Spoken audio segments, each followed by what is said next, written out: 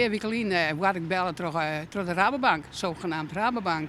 En die zeiden wie dan een storing en bla bla, weet ik het al. Ja. Dus daar moest ik me inloggen. Dus, nou, dienen we dus net.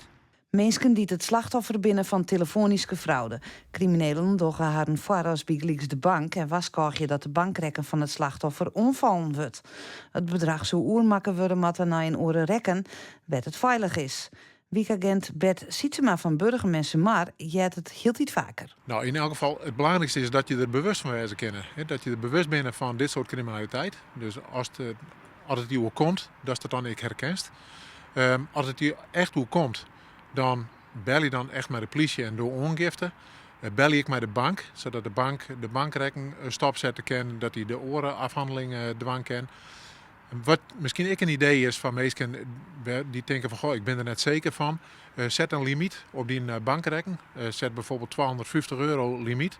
Dus als het een keer gebeurt dat je bankrekening hackt wordt, dat je maar €250 kwijt bent en net meer. Neffen ziet ze maar binnen een soort ouderen, maar ik hield niet meer jonge mensen slachtoffer van dit soort van oplichting. Oplichters gaan hield iets verder en krijgen ik meer mogelijkheden. Zo kunnen ze zelfs de namen van de bank op het telefoonscherm litten. Ontnood dan net, maar ik zei net het nooit zo wezen zil, want ik ga wel eens van iemand die er wel in trapen is. En die zei nou, het is echt heel, van de bank bijvoorbeeld, het liep het echt heel betrouwbaar en dan blijkt het toch net zo te wezen.